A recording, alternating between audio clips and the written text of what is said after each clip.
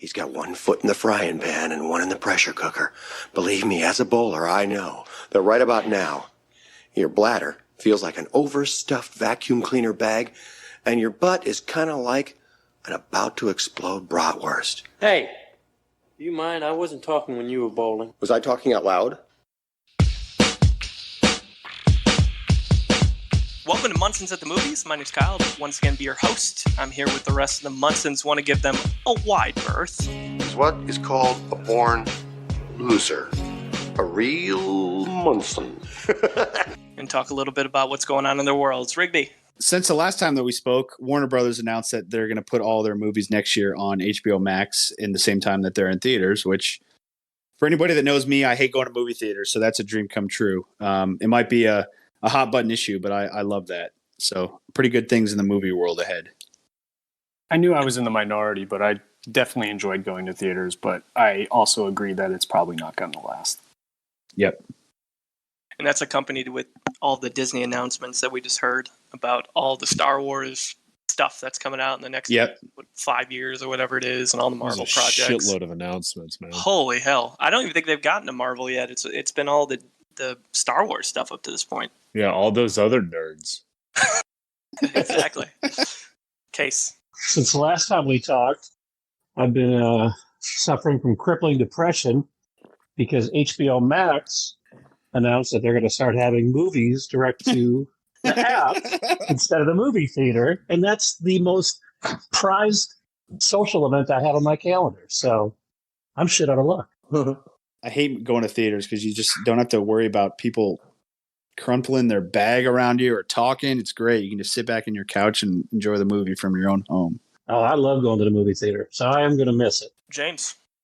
Yeah, so over Thanksgiving, we recorded, and while I was recording, afterwards I came downstairs, and I was staying with my parents for the holiday, and my mom actually said that I should start a podcast and that she could see me doing one. And then that's when I informed her that I've actually been doing one for almost a year. And I subscribed her and my dad myself, so we have 2 new subscribers, but whether or not they actually listen to this is another thing. I'll find out at the next family gathering in 6 months or so. When they ask you again if you've started your podcast yet? It's probably going to be more so like, James, where did you learn those words? No, it'll be like, hey, I can't take pictures on my phone anymore. Can you delete some of these podcasts off of it? All right, Warren. I just got done making a batch of butterscotch brownies. Ooh. They turned out awesome, so I'm like super domesticated right now. That's about it. Mr. Mom over there. Congratulations. Yeah, That sounds delightful. they are awesome. Well, like James had mentioned, he was terrified by it. I made the mistake today of one of my 7th graders. I told them in class that I used to be terrified of Chucky when I was a kid, and one of the kids literally made fun of me for it. They were like, "Oh, Chucky was funny, ha ha ha," and I was like, "Wow, this kid just destroyed my soul. Just made fun of me for being scared of Chucky as a kid. That's cool." I'm glad my self-esteem has really gone in the positive today. His opinion sucks. It wasn't funny Yes, it does. at all.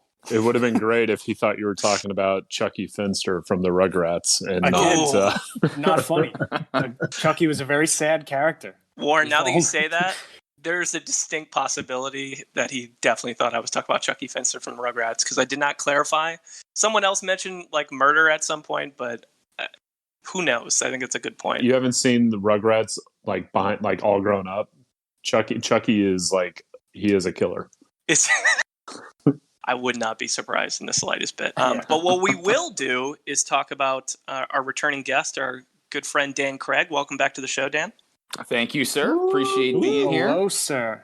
All right. This is Glad to awesome. have you back. Thanks. Good to be back. Mr. Craig. So if you did not listen to the Chris O'Dowd episode, then you won't know necessarily who Dan Craig is. But Dan is a high school English and film teacher. He's our favorite film teacher.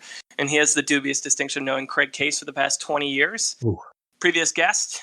And, we're just happy to have him back. You know, in college, I had a radio show, and for whatever reason, we were huge in Brazil.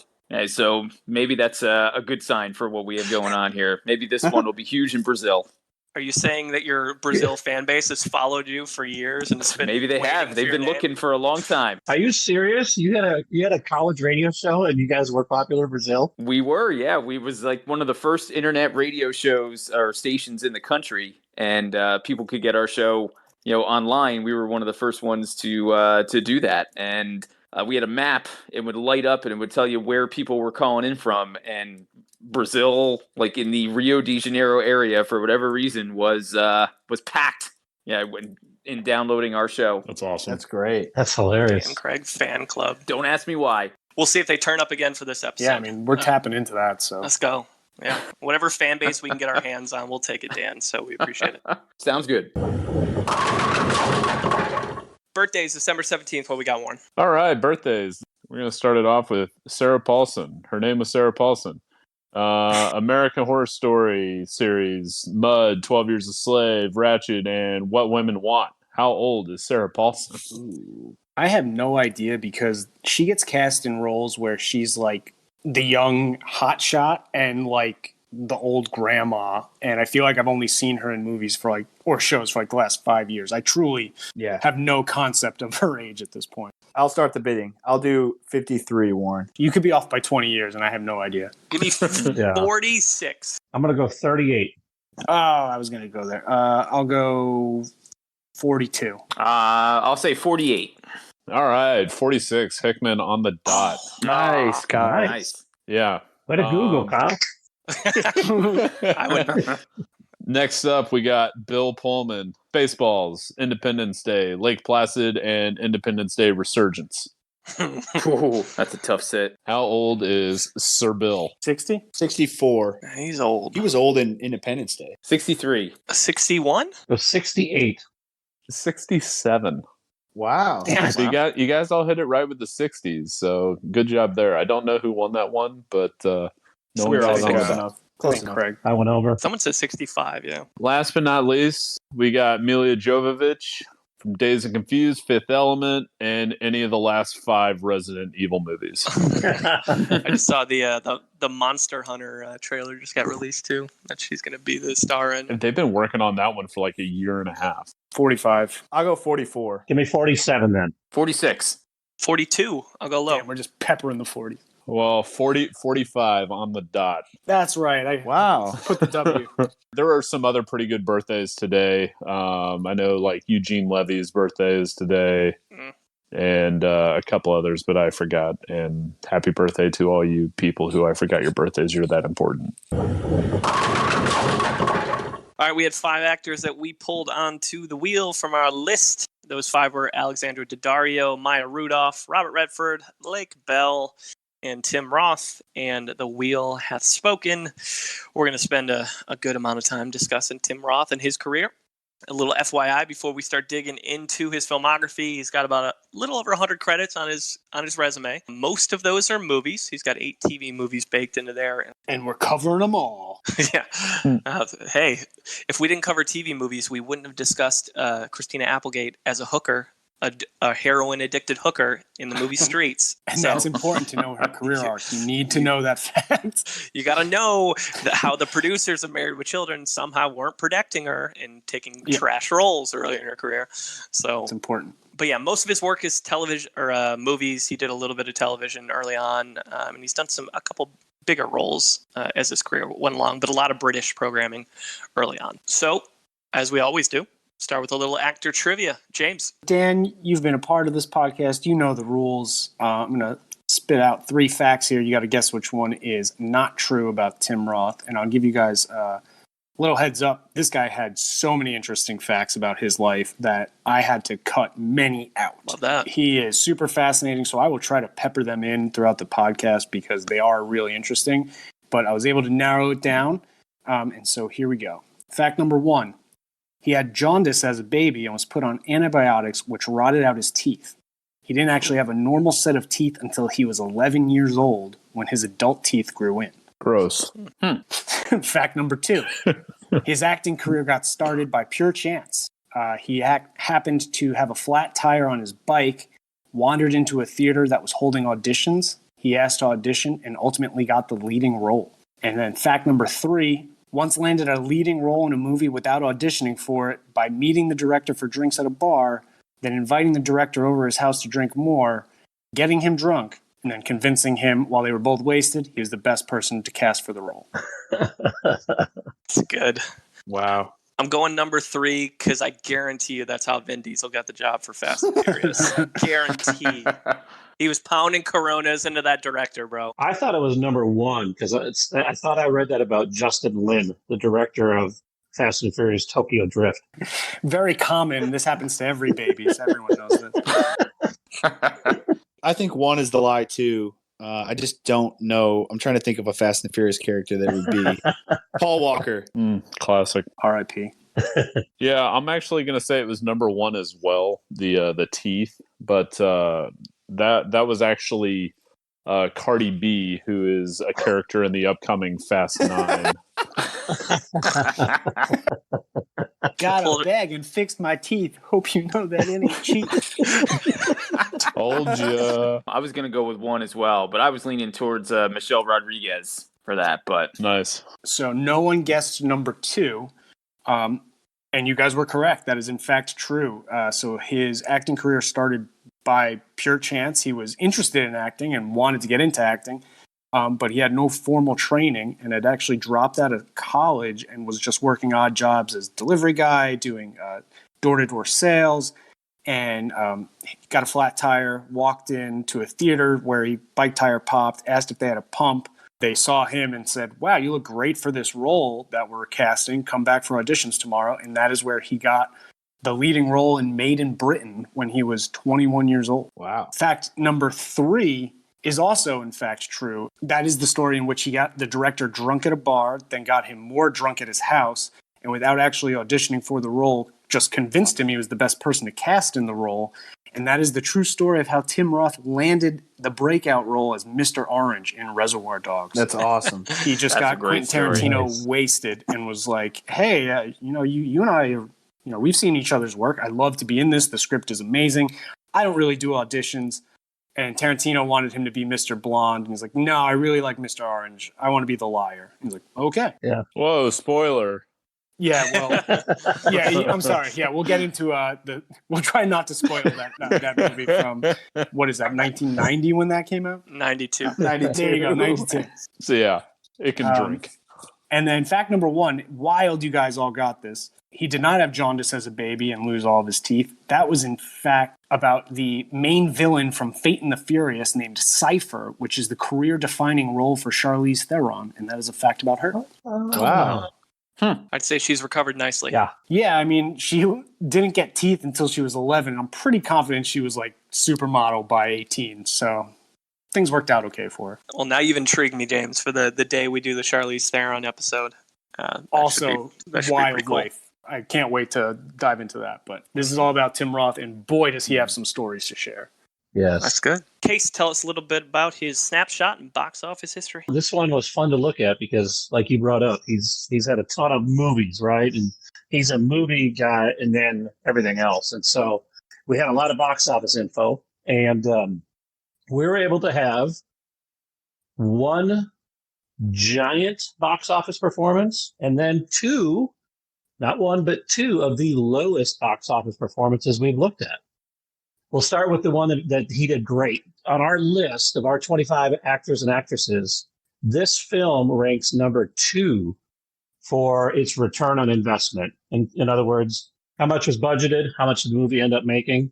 This film is number 2, and it is behind number 1, which was Alice and Janney and Juno. Who knows the Tim Roth movie that made a truckload of money? Would it be Reservoir Dogs? It is not Reservoir Dogs. Pulp Fiction? It's got to be Pulp Fiction. It is Pulp Fiction. Pulp Fiction budgeted out for $8 million, and its world gross was $214 million, 25 times its original budget, which is insane. However, the more interesting numbers for me: this movie set a Munsons at the Movie record for most money lost. And that was $52 million lost. Anybody have a guess on which movie lost $52 million that Tim Roth stars in? Planet of the Apes. Planet of the Apes. Guaranteed. Nope. No? All that, I Hulk? figured with all that makeup. Hulk? Yeah. Nope. Huh. Not Incredible Hulk. Huh. 52 million? So much money. This movie was budgeted for $63 million and it world grossed 11. Whoa. Starring Tim Roth and John Travolta. Lucky Numbers lost $52 million. Okay, but here's the crown jewel of low points for the Munsons at the movie. And I know we're going to talk about this movie later. In United Passions, United Passions sets a record for lowest opening for us. Now, granted, it only opened in 10 theaters. Who wants to take a guess at how much this movie brought in on opening weekend? It's $8,000. Yeah, if it's a low, $180. $1,000. All right. Well, Warren, you win with Price is Right rules at $918. Yeah, buddy. God. This movie performed so poorly, the Hollywood Reporter actually did an article on it. And I'm just going to read you this paragraph because it sums it up. The top performing theater, as it were, was Langley's NoHo 7 in North Hollywood with $249, followed by the Shirlington 7 in Hagerstown outside of Washington, D.C. with $192. New York City's Cinema Village 3 reported $140 in ticket sales. At the other end of the spectrum, it appears that only 2 people went to see the film at ACM Cherry Hill 24 in Philadelphia, which reported $22 in revenue. That's the next big Hollywood movie. I want to know the story of those 2 people who went to see that movie. That's the next Mank. United Passions also played in Phoenix, Kansas City, Miami, Minneapolis, Houston, and Dallas. $918. Oh, United Passions. We'll talk about that here in a little bit. Thanks, Case. All right, so as James had mentioned, his first feature film, a lot of times when we cover actors, their first feature film that we review isn't necessarily their first role ever. It's a couple roles in after they've gotten through the cameos and the really small appearances. Pretty wild that his first feature film is going to be his first role ever. And as James had mentioned, he got it in a very unconventional, unpredictable way. But before 1982, some other pieces to add in there that James didn't hit. Context. Both his parents are painters. They're artists. So he comes from an artist family. Not necessarily acting, but still artists. And at one point, he changed his last name from Smith to the family name Roth because he's a very anti-Nazi person and wanted to honor his family's heritage and background by making that change. Which is so brave of him to be anti-Nazi. Hey, at least he changed his name. I can't say that for most people. I mean, I love seeing actors and actresses go out on limbs like this and just denounce Nazis. Well, it's good for them. Good to know because you'll see a pattern in some of the roles he takes on over his career that relates to that decision he made early on. As James had mentioned, he attended London's Camberwell College of Arts. He was in sculpture, so he was going to school to be a sculptor. And he's always been super talented with accents, even when he was young. That kind of gave him a leg up when he started getting his early roles. And as James had mentioned, he has no formal acting training whatsoever. But he's learned with the best of them as he's went along. So all that gets us to 1982, where he walked into a theater looking for a bike pump and ran into the auditions for Made in Britain. So I'll be covering that one. I'm not going to talk much about the movie itself because if you haven't seen it, I think it'd be cool if you're listening, go check it out. It's only an hour and 20 minutes long. It's a short movie. It's available on Amazon Prime, but basic gist, Roth plays a character named Trevor. After a stint in juvenile hall, he clashes with social services the entire movie, and they're just trying to help him change his ways from being a little shit, essentially, for causing mayhem and for everybody around him. He's a skinhead. He's got a swastika in the middle of his forehead. He's got a scorpion on his neck. He's a very stereotypical racist Nazi in Britain, hence the Made in Britain title to the film. There's no happy ending here. Slight spoiler. There's nothing but prison in his future. And maybe a chance to learn how to obey authority. I guess we'll find out. But I'd rather talk about him in the role, and then if you guys watched it, any of your thoughts on that. So to add some more context to James's story, so not only did he walk in and get that role, but he said he went in, they said, hey, you should come back and audition. So he came back a couple days later for the audition, and he showed up 30 minutes early. So they said, hey, you need to come back. So he goes across the street to the park, and he knows that the cast and crew can see him out of the window in the park. So he has one of his rough and tumble buddies from a band come through, and they basically get into a little scuffle out there. And he did it intentionally because he wanted to see that he was kind of a badass. And when he tells the story now, he says he got the role in nefarious ways, because after the movie, the director's like, you do realize the reason I hired you for this role is because of what I saw in the park. He's like, yeah, I'm well aware. I planned that. Yeah, smart cat early in his career like that. He's a good asshole in the role, and you get tons of English slang. So bollocks, nicking, and wankers are said like every other word from his mouth in that movie. And his facial expressions, I've noticed early on in his career, like really outlandish, egregious facial expressions with his character. So I don't know. Who else saw this? Any thoughts on Made in Britain? One thing that's important to note here is he already changed his name and was outspoken and denounced the kind of militant skinhead, but also punk scene that was developing in England at this young of an age. So he did that in high school. And so he gets this role. He's like, the reason why I was able to nail my first role is because I grew up with this exact person. Mm-hmm. Like I was surrounded by this my entire life. And he was actually beaten up so often coming from a working class town, but had these issues in it. And he's not a big guy, and he was beaten up so often that he had to move high school. He didn't really get into the acting world in a conventional way, as Kyle has mentioned, but he didn't even get into the art world via his parents. He got into it because of a place called the Institute of Contemporary Arts, which is a big fancy name, but it's actually just 3 dudes in London who would have like people come in and do their performance art or is really unconventional stuff. And he said it changed his life. He's like, it was, I went in there and I saw these tough looking guys and they're talking about sculptures and interpretive dance. And he's like, and I never really understood it. And he gave me some kind of artistic credibility. And so that would make sense that I didn't know the story you just mentioned about him staging a fight. It would make sense for his first audition. He's like, I'm going to do something a little non-conventional here and see if it works. And it absolutely worked. Because Alan Clark, the director, ended up getting him his next job, too. He impressed enough on that film. Yeah. So Made in Britain, he comes out of the gate and makes a pretty big impact on the British scene for what, some might consider a cult classic from that standpoint. After that, you see a run on a lot of British roles. So in 83, he's in Meantime as a character named Colin. He says this is still one of his favorite projects years later. 84 is when he really hit the scene over in UK with his role as Myron in The Hit. He actually replaced Joe Strummer of The Clash for that role after he couldn't do it because of stuff with the BAM. Oh, wow. And he ended up getting a BAFTA nomination for Best Newcomer. He ended up losing to Hwang Gore of The Killing Fields. Oh, damn. The guy who had never been an actor before and did a story about his home country of Cambodia. I didn't even know that story until that movie.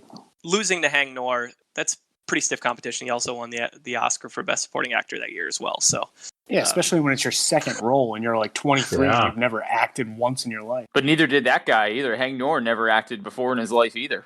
Oh, that is a good point. Yeah, you know what? What a loser. I'm knocking Tim Roth for that. You're right. that poor guy got murdered in like 96 by a bunch of gang members too. Yeah, he did. Poor guy. Holy shit. BAFTA nom early on in his third or fourth role at that point in time. Crazy. 84, he's in Return to Waterloo, plays a boy punk, it's an hour long. It's like musical theater almost. It was made by Ray Davies of the Kinks, so another one of the band members from the British punk scene at that time. And Roth actually sings in it. I'm not going to say it's great singing, but you see a lot of the same like animated facial expressions and a lot of like, this is where he starts to establish himself in that British scene from an acting standpoint. I mean, most punk isn't great singing anyway, so he did a pretty good job. Yeah. That's a very fair point. It's not melodic necessarily. Especially in the 80s in the British scene. Like, if you go back and listen to some of that garage stuff, those guys suck. But yeah, it was pioneer movement. 86, he's in King of the Ghetto. Also in 86 is when there's an article written about the Brit Pack, which was kind of a reaction to the American version of the Brat Pack.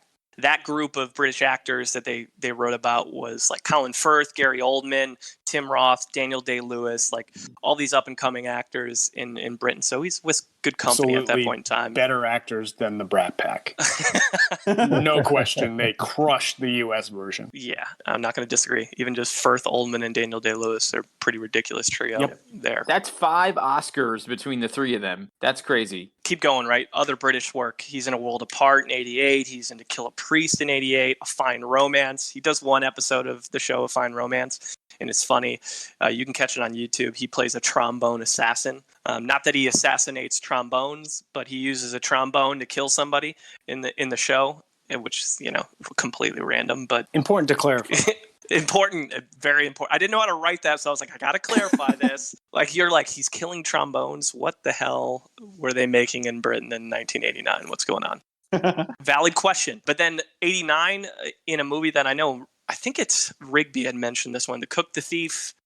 His wife and her lover, he plays Mitchell in that one. I've never seen it. It sounds like people like it. People love it for some reason. It's atrocious. I took a film class in my sophomore year of college, and my professor said it was his favorite movie ever. Ouch. Wow. He was messing with you. I was so excited because I really liked my professor. And then I watched it. It's the most gaudy, graphic. It's just so absurd. And Tim Roth's character is really annoying because he's basically like this goon in the lead villain's gang who just never shuts the fuck up in the movie. Not a fan of it. I don't know why people like it. Probably because it's so ridiculous and outlandish. But just because movies are outlandish and crazy doesn't mean they have to be critically acclaimed. Well, we just lost our professor listening audience. They're gone. Yeah, Way to go, jackass. slams on the brakes and says, "I'm done with this podcast." Fuck them. They didn't hear that anyways. They already turned it off. Yeah.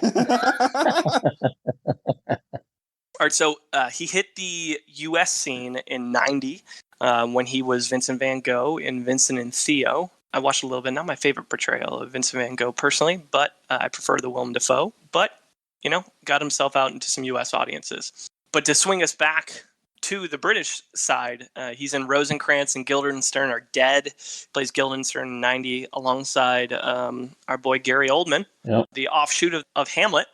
I don't know if any of y'all watched this or have seen it. Oh, it's a great movie. I didn't. I wish I would have. Seriously, it's worth your time. It's a really, really cool movie. Richard Dreyfuss, too. Yeah. They've got good banter between each other, for sure. Yeah. And he got the job because Daniel Day-Lewis had to back out. He had his very public mental breakdown. Yeah. And he was supposed to be Guildenstern. And as soon as he backed out, they hired Tim Roth. Wow. Tim Roth and Gary Oldman they're really good friends, so it would make sense that they have good chemistry together. I watched most of it. I'll be honest, these types of period pieces, like Hamlet, Shakespeare type of stuff, I get really bored quickly. But the scene, Dan, where they're playing, I don't know if it's on a badminton court when they're doing their verbal badminton, that is a really genius and creative scene. It's funny, right? Mm-hmm. Yeah. It's really funny. But after that, 91, he's in an episode of Tales from the Crypt, which you can find on YouTube. It's called Easel Kill Ya.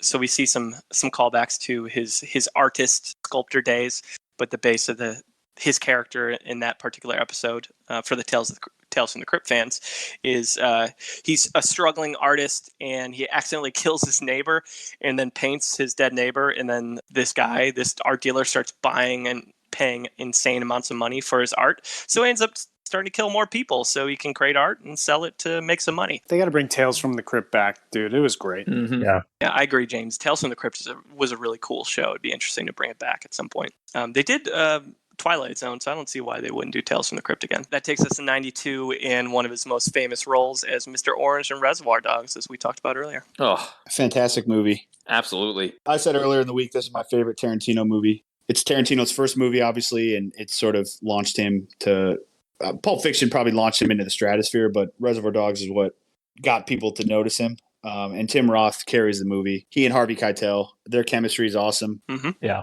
They spend half the movie basically bleeding to death and arguing and shooting at each other. But this is a movie that I could watch over and over again.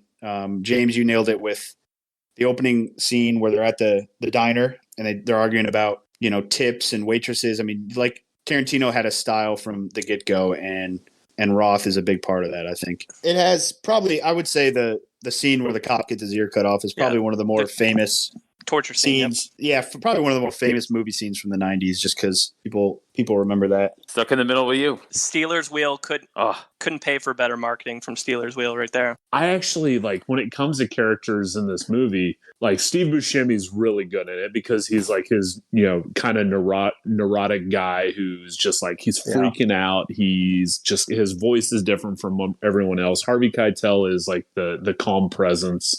I actually don't care for Tim Roth in this movie. Wow. I honestly think you can throw anybody in his role and because like in the first scene, which I view as the best scene in the movie, No, he doesn't say a single word. he doesn't. Like, he says like 2 words. And I'd point to James's original comment in the trivia that Roth wanted this role because he liked the deceit of the character. The idea of being almost 3 different roles at once. He liked that a lot more than Mr. Blonde. And then finally, 93, he was in Heart of Darkness as Marlowe. It's a really good version of Heart of Darkness, actually. You said, what, Malkovich was pretty good in that? Yeah, he's off the rails. Like, you think Brando in Apocalypse Now is basically playing the same role, but Malkovich does like the original version of it here from the book. He's pretty good. Love it. Have to check it out at some point. And that takes us to 94 and his highest critic score. So we're going to hit a bunch of reviews right in a row because the mid-90s is when a lot happens in his career from a category standpoint. And that first one is highest critic score, and that's his second Tarantino film, Pulp Fiction. And Rigby's got it. I'll skip the review portion of it just because A, I suck at giving reviews, and B, the plot is non-linear and it's confusing as fuck that I don't want to. I still to this day can't even decipher it. It's about foot massages or something, I think. Right. I'm sure everyone. It's about foot massages and quarter or and royales with cheese, basically, and burgers and fries. Exactly. Yeah, the metric system in France doesn't take into account quarter pounders. But Tim Roth and Amanda Plummer are the 2 actors in the opening scene. I'm sure everyone's seen Pulp Fiction. They're at the diner. They're talking typical Tarantino, just witty dialogue that opens the movie. You're like, okay, what are these people up to? And then the scene ends. And the opening credits roll after they announce that they're holding up the diner. I'm not the biggest fan of this movie. I don't know why. Part of the reason is it is so experimental that we talked about Reservoir Dogs and the nonlinear plot. I think that nonlinear plot works well and works to a point where I enjoy it. Pulp Fiction is just, it's kind of so in your face that I don't know. It's always kind of rubbed me the wrong way. The acting in it is fantastic, including Tim Roth. Mm-hmm. I actually learned just in my general research that Tarantino wrote the part with Tim Roth in mind. Mm-hmm. That's a big nod to his acting skills when someone, like a Tarantino writes a script basically in your voice, picturing you doing it. But yeah, I mean, we can open up the discussion here because we've all seen Pulp Fiction. We've all seen the famous scenes, the dialogue. We all know the lines. Mm-hmm. But I'll just say that for as heralded as this movie is, it's not up there in my list of favorite crime thrillers, favorite movies from the 90s. I mean, and I feel like everybody I know kind of has it at their top. It's just not one for me. I'm going to open up the discussion there. I don't really think we need to get into the review of the movie. The legend behind why he got the role with Amanda Plummer is the funniest, right? Case where he told Tarantino, like, all I want in this scene is to be in it with Amanda Plummer and for her to have a big ass gun. And he's like, all right, we'll make it work. Done. Yeah, I mean, Tim Roth obviously is only in the last 2 sequences. He's in the opening and the closing. He bookends it. Right. And that the part about the closing monologue, I guess you could say, from Samuel Jackson, where he's talking to Tim Roth, talking about like how he's basically paying for his life. That's a cool moment to end the movie on. Mm-hmm. But yeah, I mean, I don't know. It's one of those movies that I just struggle with, man. I don't know why. I want to like it, but I just struggle with it. The escalation in the robbery scene is just really fun to watch as they're talking through. Like, people all have wallets in restaurants, and it's like, oh yeah, by the way, it's a robbery, motherfuckers. For years, that's my final exam film is Pulp Fiction. That's the movie they got to watch for the final. Wow. Good, because that movie rocks. I don't know why Rigby doesn't like it. I'm going back to high school, bro. Let's go. For the record, I'm not obsessed with Pulp Fiction either. I actually, after rewatching Reservoir Dogs, I like Reservoir Dogs better than Pulp Fiction. Yeah. This movie rocks. Rigby, I don't know why you don't like it. It's weird. All right. 94. We're already in 94. So he's in Little Odessa, plays a character named Joshua. I mentioned this because one of our Instagram follows said that's one of her favorite roles of his. Never seen it. Eddie Furlong's in the movie, but he's in Little Odessa. And then he made 2 interesting career decisions in 94 as well. He turned down 2 roles. He turned down Tom Sizemore's role in Natural Born Killers. Also turned down Hugh Grant's role in 4 Weddings and a Funeral. Both of those movies are better off. Yeah. I agree. Yeah. Can you see him in 4 Weddings and a Funeral? He's absolutely not. No, he's giving off a weird vibe in that movie. He's a tough guy, and that was not a tough guy role. Yeah, it's interesting. Unless he shows up with his like made in Britain with like a swastika on his forehead, then I might pay attention to that movie. It's got a really dark wedding and funeral movie, I guess. Yeah. So 95 hits, and we run into our Munson's choice. And so if you're a first-time listener, our guest Munson gets a chance to pick a role outside of our normal 5 categories. And in this case, Dan chose Rob Roy, which is his only Oscar-nominated role in his career. It sure is. I'm psyched to talk about it. I actually just finished watching it about 10 minutes before we started this podcast tonight. Fresh. Like I said, 1995. Rob Roy is the story of the Scottish folk hero Robert Roy McGregor, played by Liam Neeson. And notwithstanding today, I hadn't seen the movie since it first came out in 95.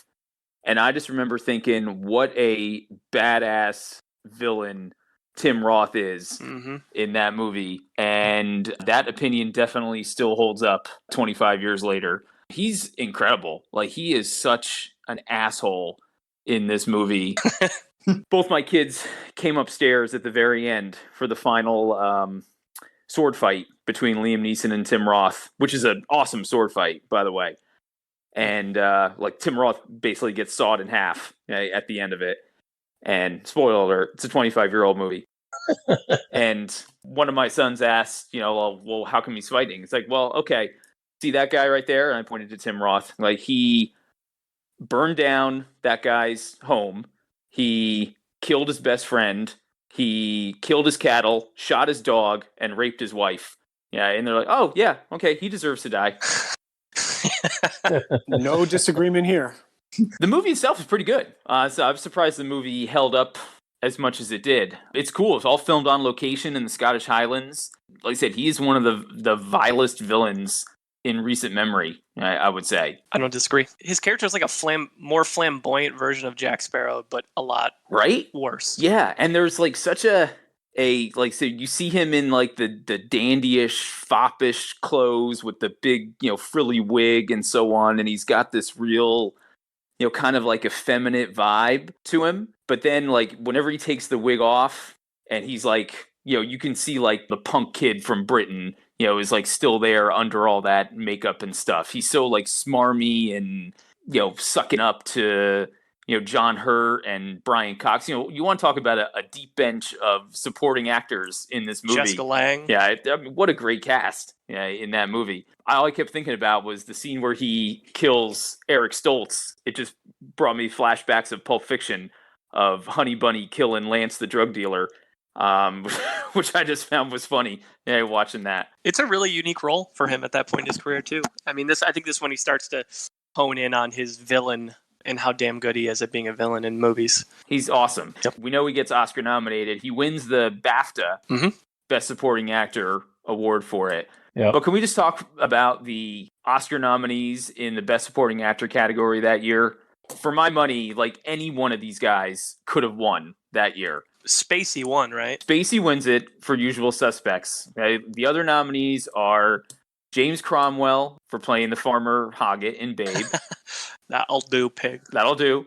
You got Ed Harris for playing Gene Kranz, Mission Control Director in Apollo 13. You got Brad Pitt for 12 Monkeys. I hated that movie. Go on. I hate that movie too, but Pitt is awesome in it. He's the only reason to watch that movie now, I think. And then you got Roth for Rob Roy, and Spacey, like you said, wins it for Usual Suspects. Wow. But I feel like any of those guys could have won that Oscar that year. Thanks, Dan. No, thank you. Appreciate it, man. All right, so largest audience gap, also 95, another Tarantino special, and that's 4 Rooms, and James has it. With this one, we're not going to have a problem about awards. This is the largest audience gap, and it's a gigantic gap. Audience 69%, nice, liked this movie. Critics 13% liked this movie. That is a gigantic gap. Wow. 4 Rooms, dark comedy about a hotel bellhop that's played by Tim Roth, who's working on New Year's Eve by himself at a hotel in Hollywood. One of the most unique movies I've seen because it is written and directed by 4 different directors, each of which has a quarter of the movie that is their own short story about a guest or guests staying in one of 4 rooms that night. The only thing that connects those 4 rooms is Roth's bellhop character. The directors, the ones that I know, are amazing, and the cast is amazing. But that's the only thing that's good about this movie. The 4 directors are Allison Anders, Alexander Rockwell, Robert Rodriguez, and Quentin Tarantino, and their stories are told in that order. The cast includes Roth, obviously, but he's paired with Antonio Banderas, Bruce Willis, Madonna, Marissa Tomei, Kathy Griffin. The first story is so horrifically bad that if I was to explain the plot to you right now, you'd be like, well, that's just inappropriate and clearly didn't happen. And I think it ruins the tone of the movie because there's 1 or 2 stories in there that's pretty good, but after the first one, you're like, I don't want to watch this anymore. The best story by far is Robert Rodriguez, which I think is the 3rd one, and it's about Antonio Banderas, who's paying Roth to babysit his kids. And his kids are like absurdly mature for their age. And they're like young kids. They're like 7 and 5, but they're just huge pieces of shit. They're doing intravenous drugs and smoking cigarettes and chugging beer. And they find a dead body. Like, it goes so absurd that it's kind of funny. But the other parts of the movie, I think, went for the absurdity. And it just is uncomfortable. Like, the first story is about a seance of witches who need Roth's semen to finish their seance, and like, what an introduction to a movie. You're like, what the fuck am I watching? That's pretty relatable. I don't know. Yeah, it happens that. And what sucks is like, this movie's awful, but Roth is also pretty awful. If I'm being honest, he's playing like a bumbling idiot that's kind of like a mix of Mr. Bean, but like with like a nervous twitch, and that's just not how I see him. I see him as like this cool, hard-ass kind of tough guy, and he's playing like this whimsical kind of idiot who's like really passive, and it just wasn't an enjoyable watch. I don't know how almost 70% of the people, and it's like 55,000 reviews, said it was good. I don't know how. It doesn't make any sense to me. The one thing I did find interesting, though, is that Roth kind of fell ass backwards into this role. It was originally going to be Steve Buscemi, and he couldn't do it, and they just kind of, Tarantino reached out to him and was like, hey, I like you. Do you want to try it? He's like, yeah, sure. Why not? And like, he didn't even realize he was the main character. And I doubt he realized that it was going to be this bad of a movie. It sounds like he was playing Crispin Glover's character from Hot Tub Time Machine before he got his arm cut off. Jeez. Dude, like, I kind of appreciate them going wild with it, but like, it doesn't work. It's not entertaining. It's not funny. The only one that's kind of works is his character, because these adorable little kids, and they're just such pieces of shit, and it makes it funny. It makes sense that you said that, James, because I saw an interview with Roth that he said it was Roth and Buscemi, and they both said basically when Quentin calls you and offers you a part, you take it, or you try to negotiate a different part, because good writing roles don't come along very often, and Quentin has this little pack of guys that he works with, and so that's probably where he's just like, okay, Steve can't do it, I'll do it. You just tell me where I need to be and what I need to do. Exactly. And I think their relationship has shown that, right? You know, they're getting wasted together and getting roles. And so if he's like, hey, you want to do this? He's like, sure, I'll figure it out when I get there. Yeah. He's like, it'll lead to maybe a better role down the road, and I'll just get the paycheck and deal with it. Hope people forget about it until the Munsons talk about it in 2020. All right. So sounds like a role that wasn't maybe a little bit of a stinker compared to his other stuff we've talked about. And that's okay. That's okay. Thanks, James. All right, we've got a long chunk before we hit largest critic gap in 2015. So we're talking 96 to 2014, almost 20 years of work. So we're going to buzz through these and hit some of the highlights. There's a lot more work than we're going to cover. We're just going to hit many of the main roles over the years. So first off, not even a role he took. Tying into our Trejo episode, he actually turned down 2 roles in From Dusk Till Dawn. Those roles were John Hawkes' role and George Clooney's roles. He turned down both of them. Interesting. Another interesting turn in his career. 96, he's in Everyone Says I Love You, plays a character named Charles. As Craig had mentioned, 97, he's in Gridlocked, one of Tupac's last movies. While they were filming it, Tupac brought Tim Roth over to Death Row Records, and they recorded a couple tracks, and he jokingly said somewhere in a vault there's a rap with him and Tupac on there together that maybe someday will get released. I thought the visual of Tim Roth walking into Death Row Records in the 90s with Tupac was pretty funny. A short white Brit walking into Death Row. Yeah, that's quite the sight. I'm sure somebody will release it in a couple of years when they try to convince the world that Tupac's not dead. Tim Roth said that he used to give Tupac shit for showing up in a new car every day on set. And eventually Tupac gave it back to him and called him Mr. Free Stuff because he wouldn't pay for anything. And he would only take the free food on set to eat. Cheap ass Tim Roth. Yeah, he's like, don't worry about my cars. He's like, worry about your bills. That's funny. That sounds very financially savvy. That's true. Man. Hey, my man has said over and over again over his career that he doesn't really want to dig into franchise films and things like that, which means the paychecks that he's doing for independent films, not that great. So my man is saving pennies where he can. He's pinching.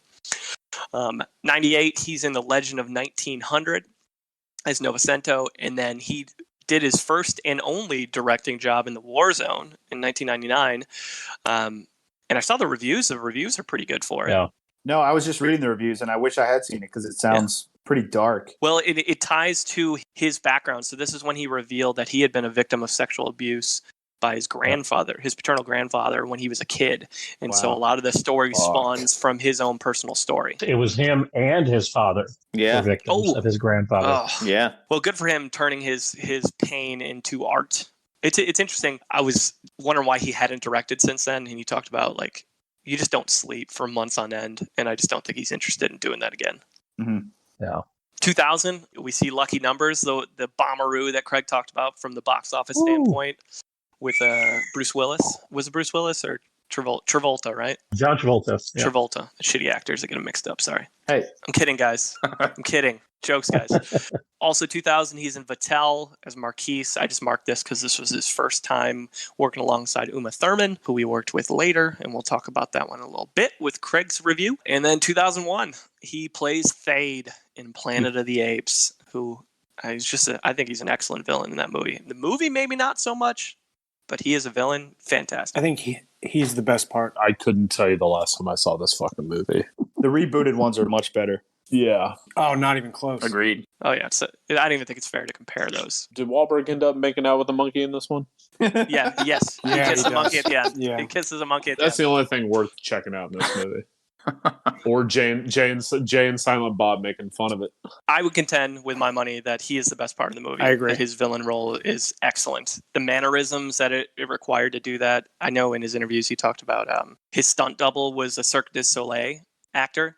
Mm-hmm. And he just talked about how he and his stunt double would just have fun trying different stuff out. And like, hey, can you like launch me 50 feet in the air through this window? And they're like, screw it. Let's go. Let's do it. It's an interesting role. The movie's not great, but Burton had a different vision for it that the studio did not allow. I see your note that he turned down the role of Snape, and that's fantastic. Like, that shouldn't be anybody but Rickman. How was Rickman not the first choice? I don't know. For that role, by the way. I don't know. That's crazy. So Roth agreed to it initially, and then he agreed to Planet of the Apes. He's like, I want to go make a monkey movie. That's exactly how that went, too. That's what he said, literally. I want to make a monkey movie. He's like, I'm going to go make a monkey movie. And apparently the Harry Potter people were going to let him fly back and forth between the US and the UK to do both. But he did it a couple times, like in early production. And he was like, yeah, I just can't physically do this. So he stuck with Planet of the Apes because he could see how big Harry Potter was going to be. And although his kids wanted him to do it because he read it to his kids, he's like, I don't want to get franchised and get stuck into just having to do this for 15 years. I don't like money. Yeah. He probably got to the point where it didn't matter anymore, where he's so rich, he's like, whatever. I don't know, man. When he talks this stuff, he didn't make much money from his roles. Yeah, up to this point, he probably had made shit. I have some spicy Planet of the Apes tidbits. Ooh. So Roth is very outspoken about supporting gun control and criticizing the NRA. Mm-hmm. And at the time of filming this, Charlton Heston, famous for Planet of the Apes, was the president of the NRA. Gun nut. Yep. And Roth said he was able to keep things professional, but he knew he'd be required to do a scene along Heston. And he was quoted saying, I feel very strongly about that monster. I made my feelings clear on set. Got myself in makeup, put my gear on, including rubber hands so I wouldn't be infected if I touched him, and went in, did my scene, and promptly left. I was like, that is the harshest I've ever Fucking heard baller. someone talk about another actor. The other funny tidbit from Planet of the Apes is he was asked to explain the ending, and he goes, "I can't explain it. I've seen it twice, and I don't understand anything." That's awesome. Not surprising. 2001, he's in Invincible, plays a character named Herschel, another Nazi Germany plot there, and that's also one of Werner Herzog's films. I thought that was the Mark Wahlberg. I was going to say, I thought that's the movie where he tried out for the Eagles in the parking lot. No football in this one. Just Nazis, you know. No, that's the garbage picking, field goal kicking. Yeah, that's one of my favorite Sunny in Philadelphia episodes. Yeah. Beautiful Country, 2004. One of the movies I watched of his that I actually thought was pretty good. He plays a captain who's transporting some folks from Vietnam to the States, and he's pretty good in that role. It's only in the second act that he's in, but he's pretty solid in that movie, and that's good. That movie's got some emotional punch to it. Nick Nolte plays the main dad character in that one. Seawolf, 2005, 2-part miniseries. He plays a character named Death Larson. Can you guys imagine that he's a villain in this 2-part miniseries with the name of Death Larson? Crazy. I just thought it was Swedish. It's a family name. It's both. It's all three. It's family now. Who knows? He plays a heavy in there with a cane and a big old scar across his face. 2007, he's in Youth Without Youth, one of Francis Ford Coppola's films. And then also 2007, he's in Funny Games as George, a shot-for-shot remake of a previous role. Shot-for-shot remake of a fucked up movie. I don't know why they would do that, but he's good in it. But it's one of those things where it's like, what was the point of this? To introduce it to a new generation, I guess. Yeah. Maybe. And that was also his first time acting alongside Naomi Watts, who he crosses paths with later in his career as well. 2008, we mentioned earlier, he's in The Incredible Hulk, plays Emil Blonsky, who I believe also known as the Abomination. It's actually not that bad. Oh, I thought that was Rigby talking for a second. I was like, give me a fucking break, Rigby. of all the movies you've watched, you're including this one in it. Yeah, he said he did this one for his kids. His kids really wanted him to do it. So I will agree with Dan. This one really isn't that bad, but that's like saying you're the best player on the Jets. There you go. Oh, that's uncalled for. Slow blows. He's the Frank Gore of that movie. Oh my god! Why are you guys doing this? I can't wait to quote his character actually tweets. looks. It's my new Twitter avatar is Abomination. Yep. And it is like a Ninja Turtle, Frank Gore. It's just kind of corny. I rewatched it. It's cheesy. It's better than the Eric Bana one. Yeah, because the Eric Bana one had that Ang Lee experience where it's just so like there's doves and it's dream sequences and what's the deeper meaning. I was like, I just want to see this guy smash shit. Yeah. Like, that's the only reason I'm watching this movie. Him playing the heavy, I guess I just don't really care for him as the heavy, and especially him. Granted, he turns into Abomination, which is, because of gamma radiation, all that shit, but Tim Roth's 5'7". There's nothing intimidating about him. CGI abs, maybe by the way. 5'7". Steroids, like Hulk steroids, very scary. Yeah, whatever. That's like Mark Wahlberg when he was on Pain and Gain. He's like 5'7" too. I'm convinced both guys you just named could kick the shit out of you. You know what? I'd let them. You know what? I'd sue their ass. And, Joke's on them. my kids are going to school for free. There you go. That's so fucking good. So 2009 hits, and Timmy Roth decides to start doing some TV, and he said he wanted to cross something off the bucket list. He's always done movies up until this point, a few smaller TV shows, but he went into his character and Lie to Me as Dr. Cal Lightman, and that show went for 30 some episodes, maybe 50 some episodes over 2.5-3 years. Yeah, I think it was in the 50s. It was a really interesting show. It was in that era where a lot of these sitcoms were using very intelligent and intellectual and academic ways of solving crimes. Mm-hmm. And this one was a little bit different in that it just focused on the one area of the language of lying. And it was really interesting because they would show somebody, they would have a story built in, and then they would say how they knew that person was lying. And then every time they went to a commercial, they would have a still frame of somebody in a public arena that actually got caught lying, and they would show the same face, the same body language. Yeah, it's pretty interesting. It was based on actual science too, so they didn't just make it up for the show. It was whether or not the science was, peer reviewed and reliable, agreed upon. Is another thing entirely. So I watched a few episodes of the show, and it's like your classic TV show where the overall plot doesn't matter. There's a formula to each episode, and you just kind of turn your brain off and It's enjoy like an it. SVU, right? Right, exactly. One thing I did find out, though, is that Roth made $250,000 per episode, and he said it was by far the most money he's ever made on a Oh, wow. It was a pretty popular show at that time. Fuck that TV money, man.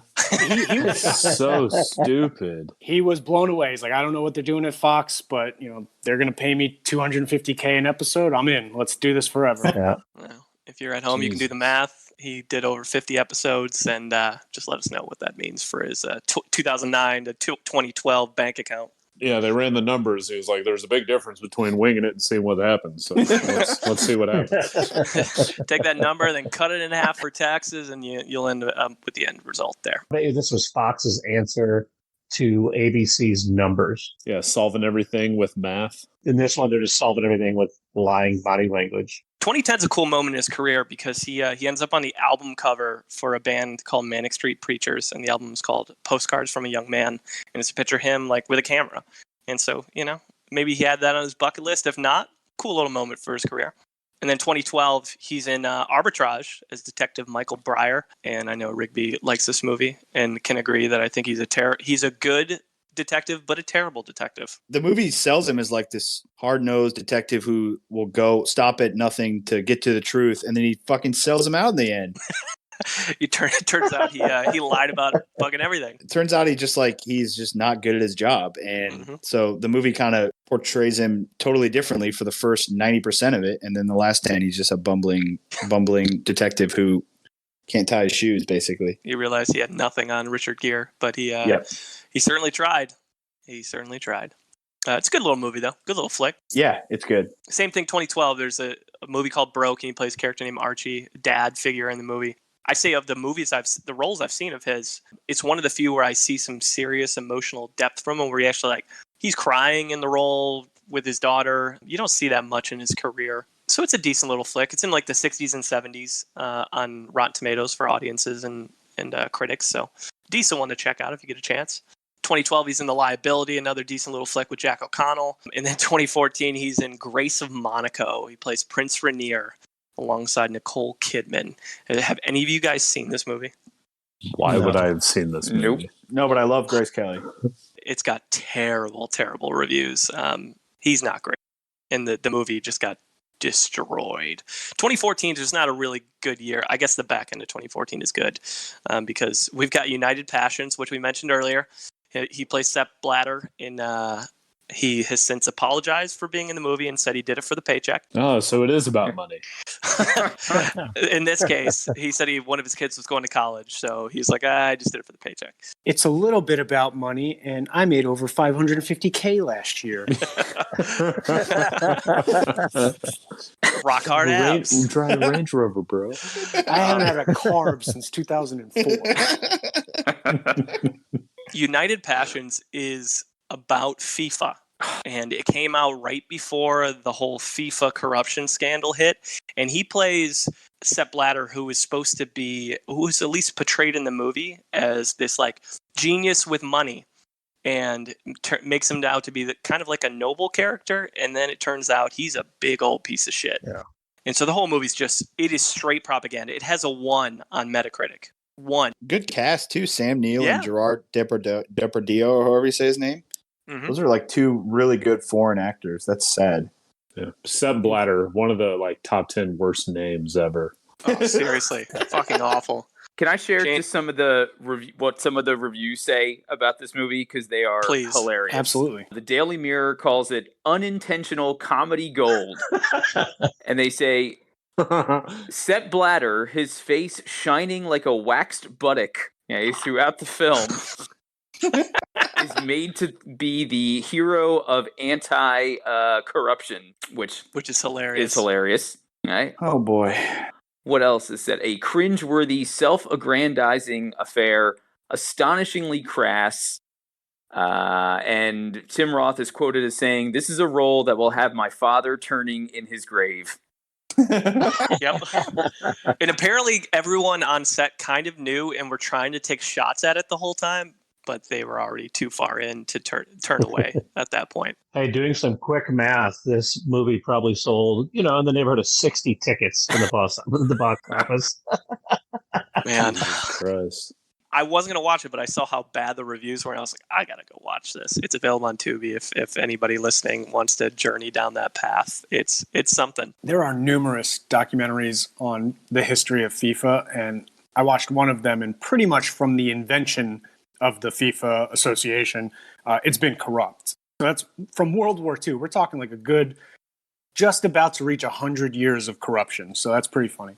You wouldn't get that from the movie whatsoever. You'd think it's a fantastic organization who just had some rough patches from a financial standpoint. So No, yeah. If you watch any like historic documentary, it's all like, yeah, they've never really figured out finances from the jump. When the Olympics weren't hosting soccer anymore because of the Nazis, they just had to come up with another place they could play soccer, and they just went to the highest bidder. And that's how it started. So imagine where they are now, where there's billions upon billions of dollars involved. yeah, the movie ends on the South Africa decision, which ends up being the focal point of a lot of the corruption in real life. So that's the most ironic part of it. Good fun. Like I said, his career jumps up a little bit at the end of 2014 when he's in Selma as governor. George Wallace, quite the racist. Great movie. Movie's great, but he's Yeah. a piece of shit. He's a big old piece of shit. He's supposed to be, though, so like he does a really Yeah. good job of being that piece of shit. Mm-hmm. He's enraging. Yeah, he's good in that role. And then finally, 2014, he's in an episode of Robot Chicken. Any of you guys Robot Chicken fans? I've seen plenty of Robot Chicken. Yeah, man. That's one of those shows where everybody's eventually in an episode of Robot Chicken. Yep. He plays a Beanie Baby pimp in the episode where he's trying to sell Beanie Babies and realizes they ain't worth shit. So he like attaches them to his jacket, and then this woman thinks he's a pimp. So then he starts running hose with his Beanie Baby jacket. It's really funny. Say no more. I'm in. Yes. And he plays Doctor Who in the same episode, but that is not as fun as the Beanie Baby Pimp side. And that takes us to 2015's largest critic gap, and that's 600 miles, and Warren's got it. Yeah, who ended up watching this one? I did. What'd you think? I liked it. It's dark, it's a little slow, but for a short movie and a small story, I thought it had good payoff. And what did I say in our text thread? The movie fucking rocks.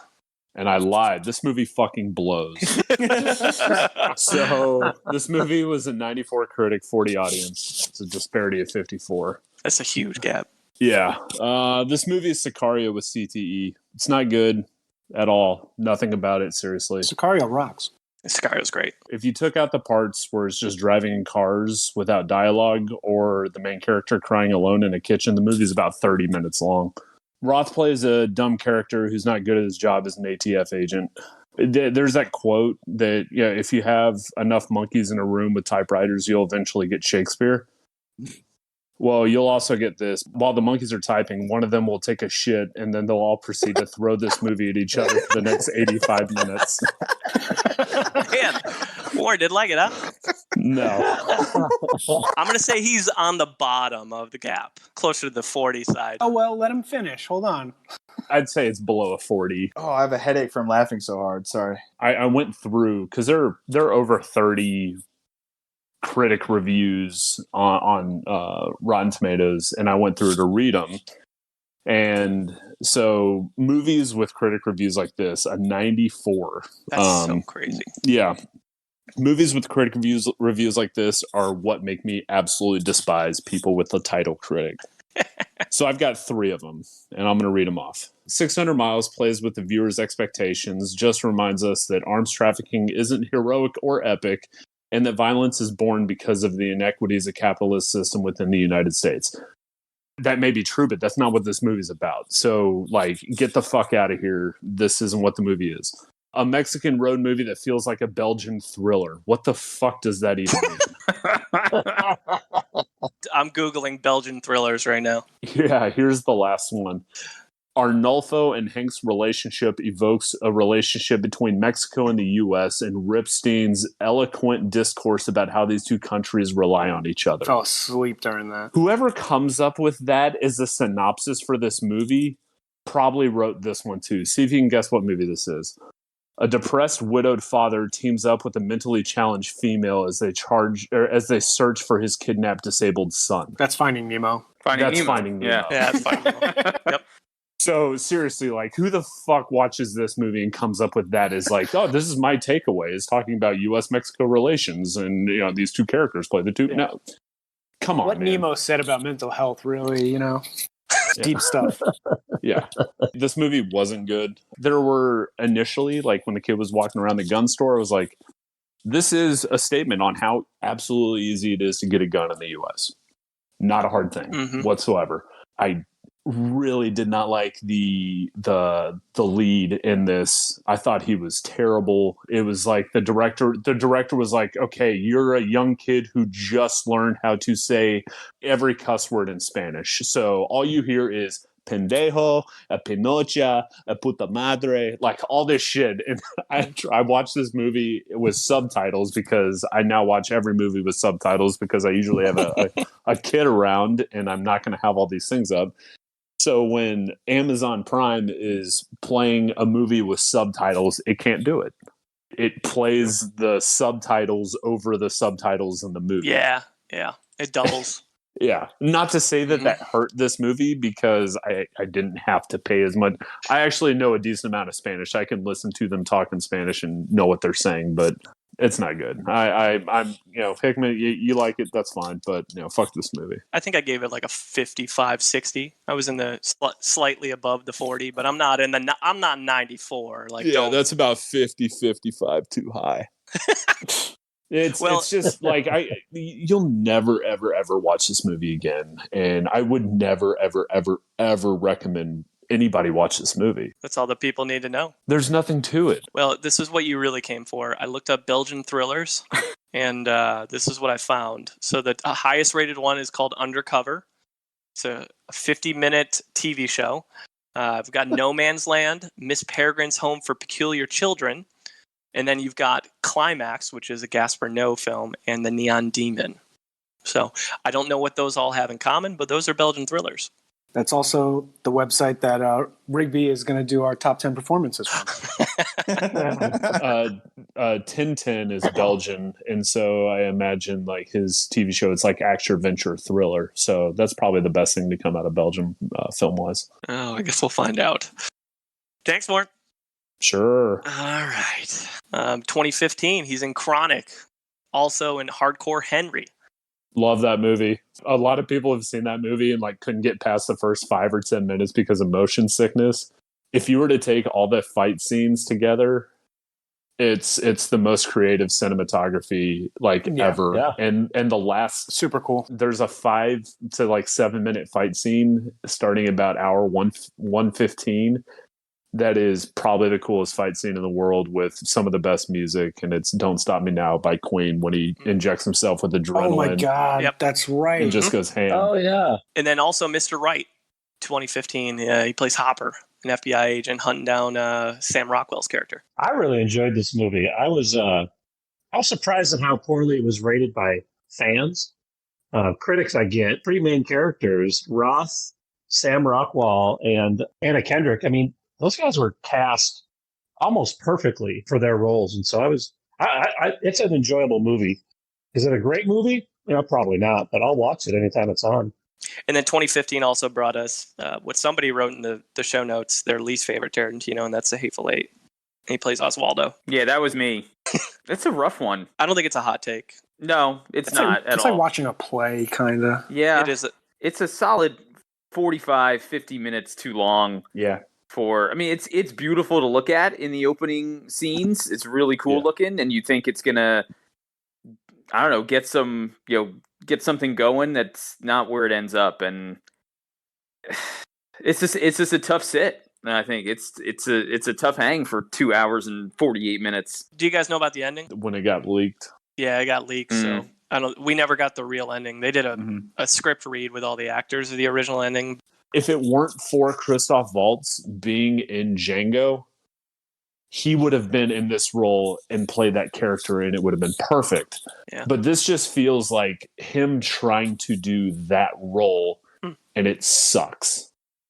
it feels like the exact same character throughout a majority of the movie, where he's this very eloquent speaking guy, and he's trying to be this proper gentleman and everything.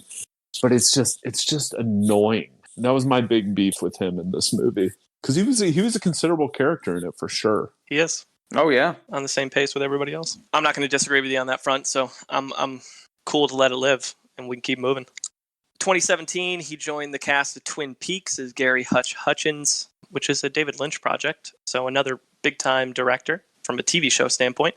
And then another television show, pretty prominent in Tin Star, plays a character named Jim Worth.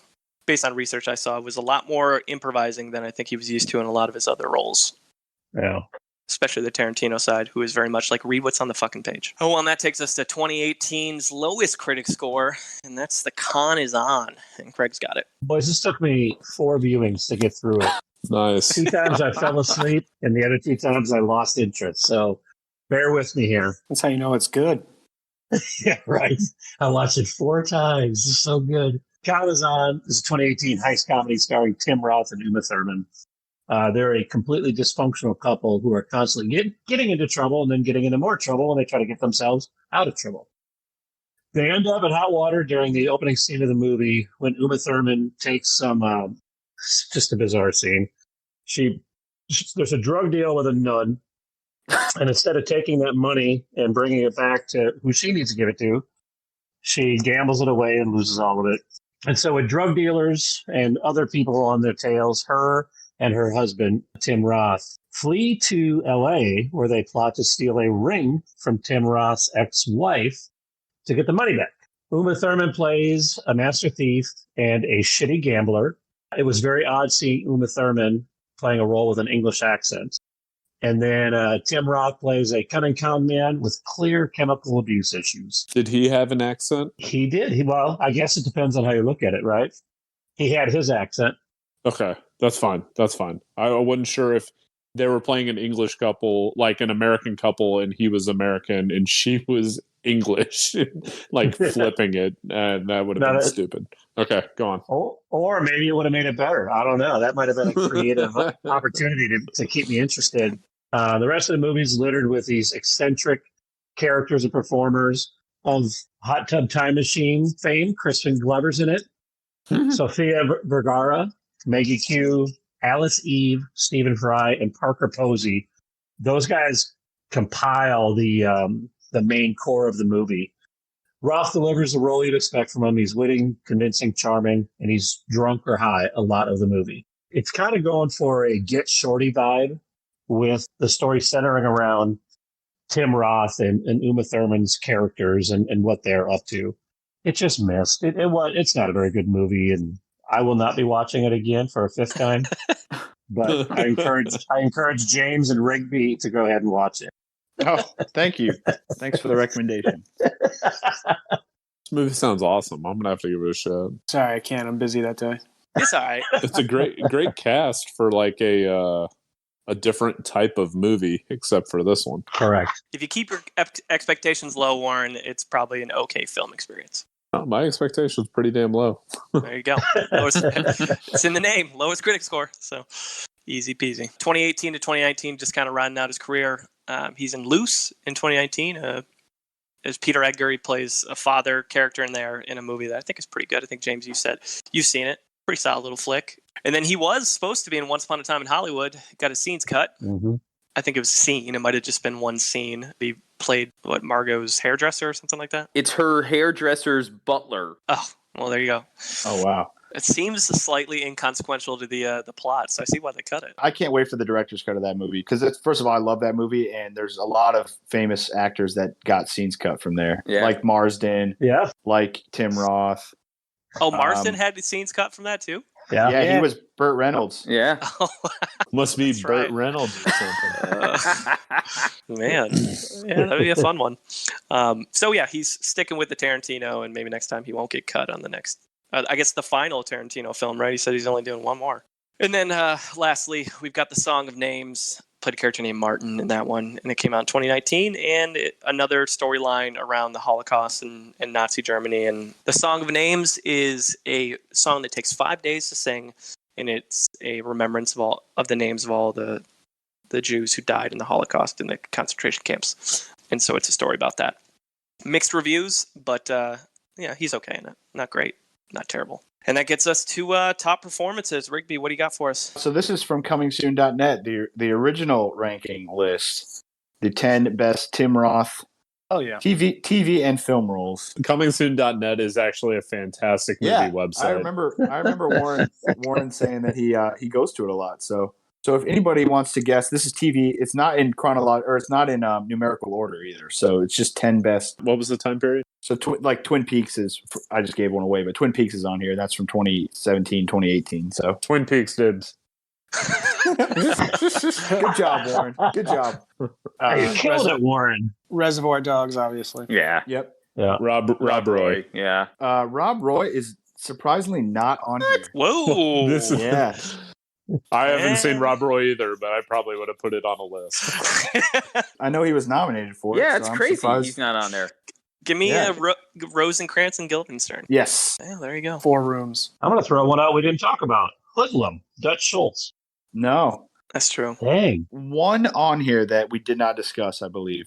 I may have missed it if we did, but if we did, it was just a mention. Is Made in Britain on there? Yes, that is on there. What about Lie to Me? No, Lie to Me is not on here. Selma. Selma? Yep. Heart of Darkness. Nope. Pulp All right, Fiction. I'm fucking Pulp done. Fiction, yep. Oh, I'm 3. Let's go. Seriously, Pulp Fiction. He's in Pulp Fiction for 6 minutes.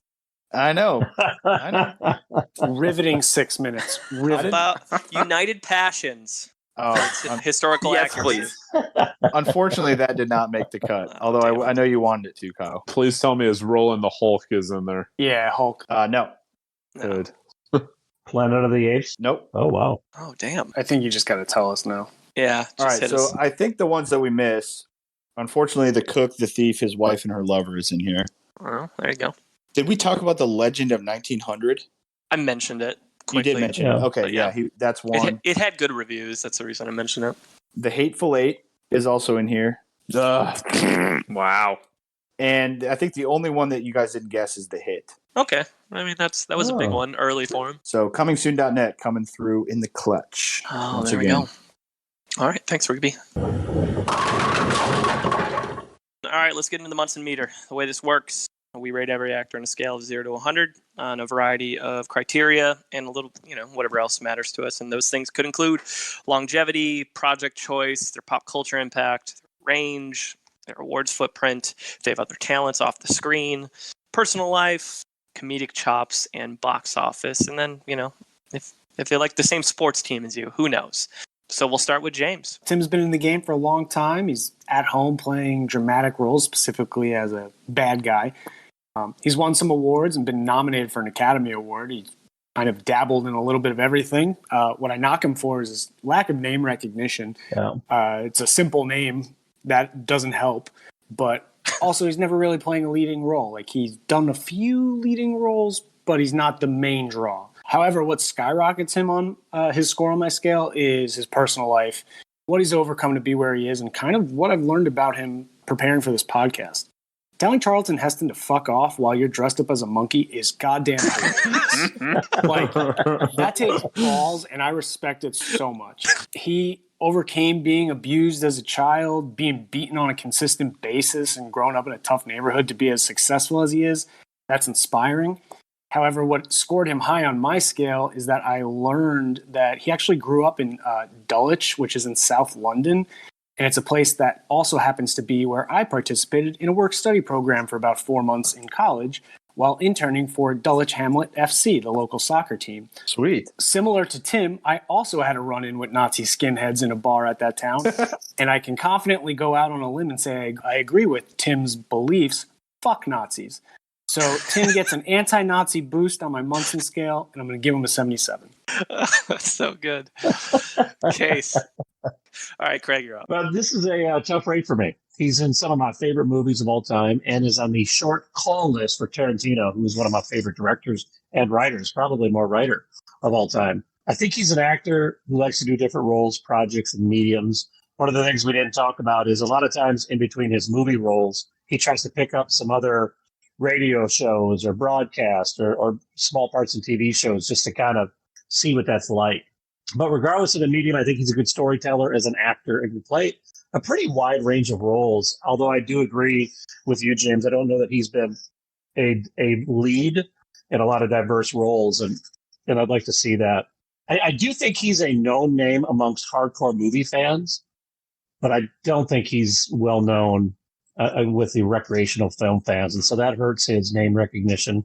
Middle of the road compared to all of our other actors on popularity, critic and fan rankings, and box office. And he has got a scattered but pretty well populated award footprint with a lot of regional awards. I think he's an actor that other performers and directors like to work with, and I think that's really important to me. So with that being said, I'm going to give him a 76. All right. I'll jump in.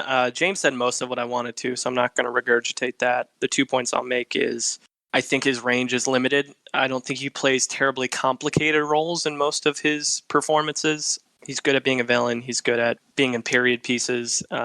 But anything that requires a lot of, just like a challenging approach and complicated and emotionally deep, I just haven't seen a lot of that. So I got to give him a knock there. And I just appreciate his affinity for independent film and the fact that he doesn't want to just do blockbusters. He's found other ways to make money.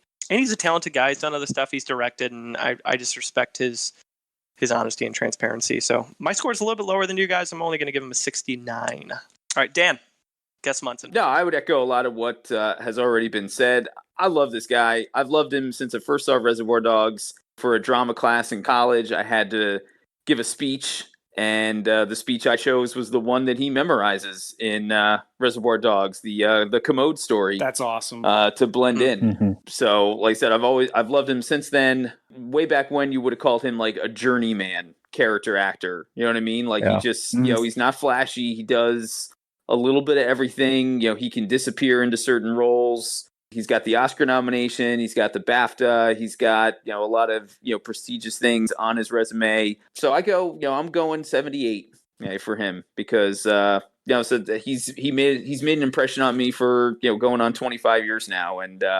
I respect him, and doing this deep dive into his personal life and his work makes me respect him even more. Shape the film teacher that is Dan Craig. There you go. Grateful for that. All right, Warren. The longevity's there. The initial awards, they were there. I wish I had seen Rob Roy just to say that was like the pinnacle, in my opinion, based off what I've heard. That's kind of like his the apex of what he's done individually in a role. And while he's in a ton of movies that I either really like or am quite fond of, I just don't really care for him per se in the movies. And that's just a part of it. Like, there are tons of people who are like that, and that's just what it is. All that said, he, the name recognition and everything, I think there was a probably until maybe 5 years ago, I thought he went on a really bad bender sometime, and that was where Peter Stormare came from. I think that I was confused that they wwere separate people for a long time. He's just kind of like white noise in a lot of movies. He's got roles that progress the plot for me, but I don't really care for him all that much. It is very consistent with what he does, but it's just not that flashy to me. So I'm going to give him a 66. All right, Rigby, round us out. Yeah, you guys hit it all. Craig mentioned that he's in some of my favorite movies. I love Tarantino, and I love Reservoir Dogs. Pulp Fiction's not my favorite, but it's still, I recognize the role, and I recognize the power that it has in people's favorite movie lists and all that stuff. The longevity is there. I think it says something to have your first role be. Was that the one he was nominated for the BAFTA, or was that the hit?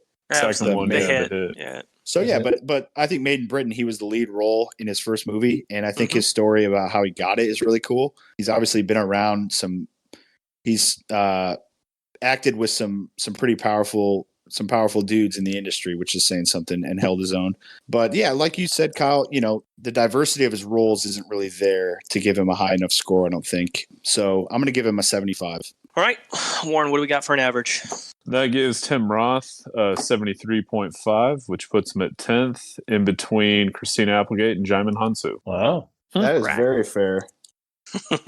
Cracking the top 10. Well, I know one thing. That's moved our boy Chris O'Dowd down to number 25. Oh, Yeah. ouch. Man. You know, it's something. So there you go. He's- Dan, you were he's part on of the the top list. 10, and you were part of the dead last. So something to take home and write about. That's awesome. Yeah. Warren, what has he got coming? So he's got quite a few things that are on the docket. He's got a movie called The Jesuit. I don't really know much about it. He's in Bergman Island, another thing that's in post-production. And a couple other movies, 3 other movies called The Misfits, Punch, and Dollyland. But he's been announced to be in the TV series for She as a part of Marvel's new release. So he could be playing very well, reprising his role as Abomination. I mean, everybody else is reprising their role from previous Marvel films, so wouldn't be surprised. It's just this one, by the time it comes out, he's going to be like 20 years older. And so he'll probably look like an Abomination. He won't need the makeup. They'll get Peter Stormare to play him 20 years older.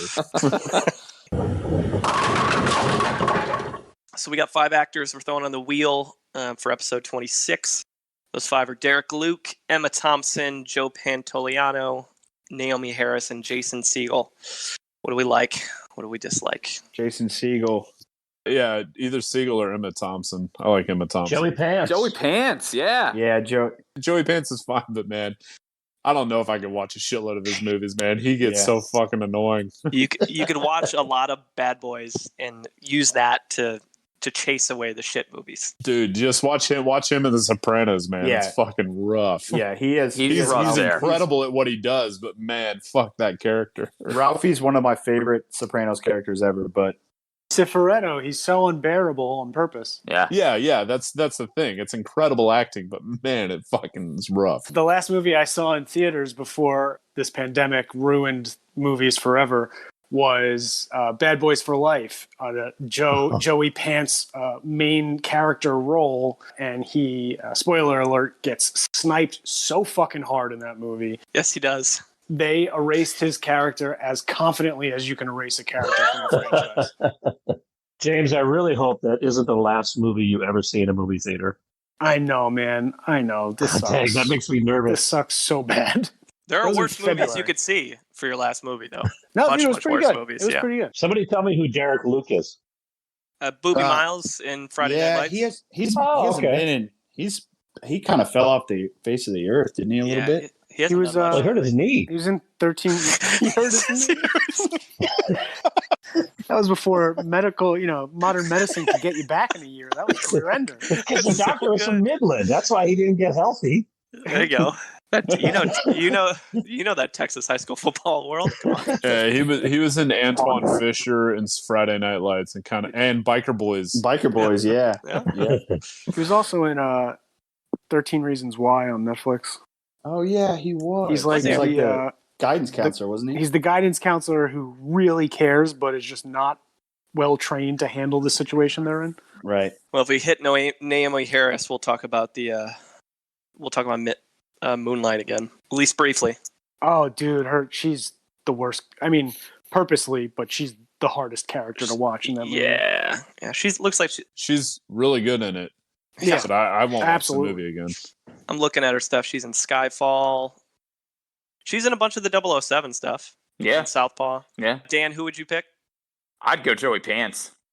I mean, in all fairness, you're going to get a better discussion out of Emma Thompson, most likely. Yeah. But Joey Pants, I mean, you talk about Midnight Run, you talk about The Fugitive. Like, you have some fun movies in there. Yeah. I love The Fugitive. Yep. All right. Well, Also, he's a nice Italian boy. Shit, he was in an episode of MASH. Holy shit. oh, that's a deep cut. One episode of MASH, and then he was also in. Oh yeah, I forgot. He was in the Goonies. You got the yeah. Goonies, yeah. Yeah. Francis Francis. Fratelli. That's right. We had to spend the money on Francis's toupee. He's also in Risky Business. As He's Guido. Look at that. He's the head pimp. And Yes, that, James, that was directed towards you. Are you guys? Seems racist. I feel like you're Smells mocking me. racist. Yeah. And he was in Baby's Day Out. Like, how lucky are we? Done. That And- episode writes and- itself. If Underrated the wheel movie. decides. He also If liked getting his the wheel- dick cheese grated in The Sopranos. People forget. As we said, if the wheel decides, it'll happen. We'll spin that sucker and see where we go. Will decides. Fuck you, James. Will decides. Oh, Dan, it's been a longer conversation, but it was a good one, man. We appreciate you being here. Oh, this was a blast. I appreciate coming back. You guys are awesome. Thank you. Thank you, Dan. Loved having you, buddy. Absolutely, man. Still shorter than rewatching Pulp Fiction. Yeah, we're so shorter than Hateful Eight. Hateful Eight, yes. I'm sure you were jumping at the opportunity to reprise your story about doing the Tim Roth monologue back in school days. Absolutely. So Luis gave you that opportunity. That's a cool story. That is, Great job. Great job, that's Dan. awesome. What a monologue to pick too. Oh, it's so much fun. It's such a cool little part of that movie. Any plugs? No, Dan? just thanks a lot and stay safe and have a great holiday. All right, next podcast hits December 31st, so right on New Year's. We're going to be bringing back old Chip Hessenflow. He was here with us for the James Marsden episode, and so he'll be jumping back into the guest Munson seat. We enjoy Chip. Excited to have him back. As always, you can find us on Twitter, Munsons at Movies. Catch us on Instagram, Munsons at the Movies. Email us, munsonsatthemovies@gmail.com. Any final thoughts from the Munsons? I'm in exactly the right place at the right time. The fact that you're too fucking thick or stupid to see that marks you down. Mom, if you listen to this, I've been doing this for a while now. Just want to. I'm glad you made it to the end. Munsons out. All right, let's go. Thank you for the education, gentlemen. We've just received a PhD in stupidity. Doctor, shall we?